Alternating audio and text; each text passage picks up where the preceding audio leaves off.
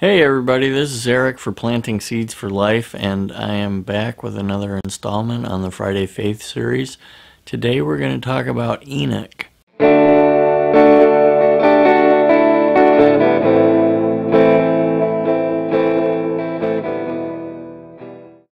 I got a Bible program on my computer, so I'm going to bring you around to where you can check everything out with me. There are 3 places in the Bible that it talks about Enoch. Number 1 is in Genesis chapter 5, and that is in verse 21. It starts speaking of Enoch.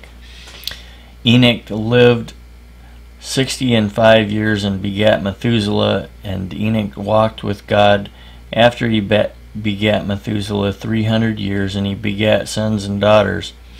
And all the days of Enoch were 365, and Enoch walked with God, and he was not, for God took him. Now, in my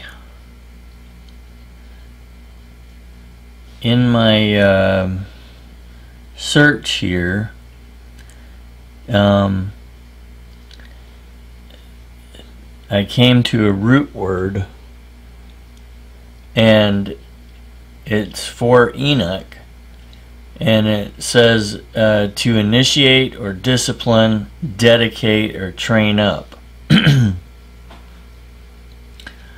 And so Enoch was like the name Enoch means like to be dedicated or to be disciplined. And so it's talking about a character trait. And that, so his name is actually a character trait of a person.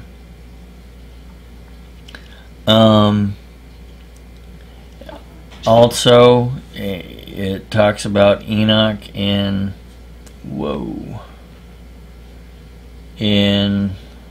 are we at? Hebrews 11.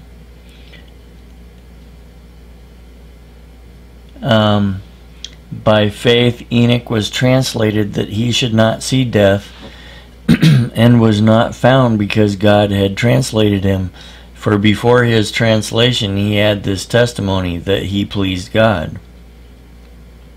But without faith it is impossible to please him, for he that cometh to God must believe that he is, and that he is a rewarder of them that diligently seek him. Now, on a side note, if you haven't guessed already, this is where I'm getting my people for faith, for the most part. I may get a few more outside of this chapter of Hebrews 11, but I'm going to be using this as a template for those of you who want to follow along.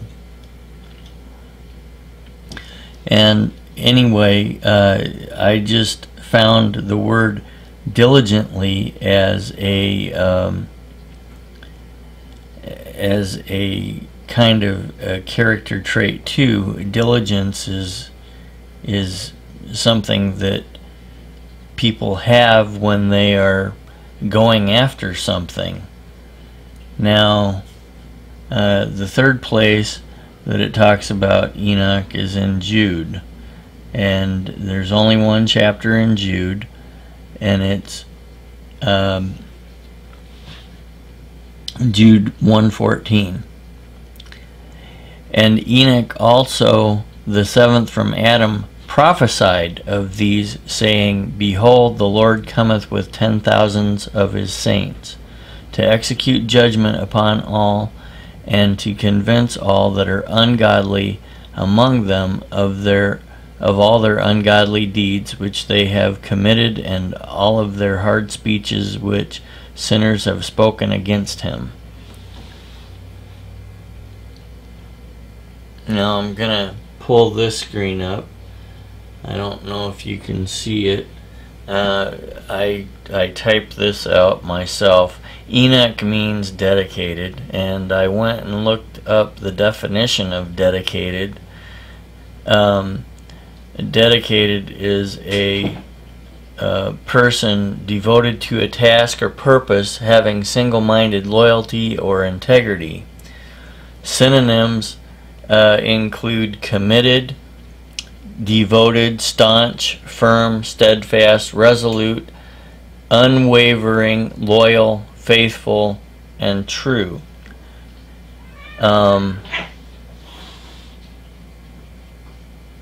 Sorry about the cats. A definition, because of Hebrews 11, I went and looked up diligent.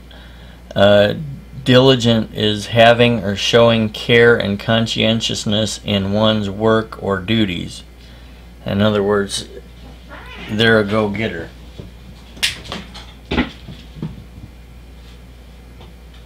Sorry again.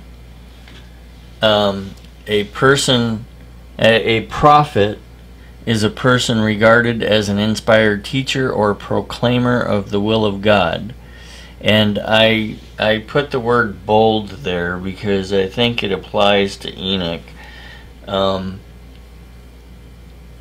You have to be bold to speak to people and tell them, hey, you know, you're doing the wrong thing. You need to change. You need to make better choices. Otherwise, you're not going to have success in this life or in the life to come. Also, it doesn't take that much boldness to talk to somebody and say, hey, you're doing a great job. It takes more boldness and more diligence to tell somebody, hey, you gotta watch out, because later down the road you're gonna have problems if you don't make the right choices. And so I wanted to leave you with this thought. We live in a world that is pretty close to the way it was when Enoch was alive. And, the Bible says, as in the days of Noah, so will the coming of the Son of Man be. And Enoch was a couple of generations before Noah, but he was still reaching out to people in love and trying to get them to change what they were doing so that they wouldn't be lost in a flood that was going to cover the whole earth.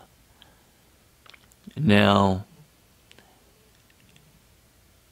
each of us today, in the society that we live in, people are calling those things that are bad good, and the things that are bad they are calling, or the things that are good they are calling bad, excuse me. I just want to encourage you to make a stand for what's right, and to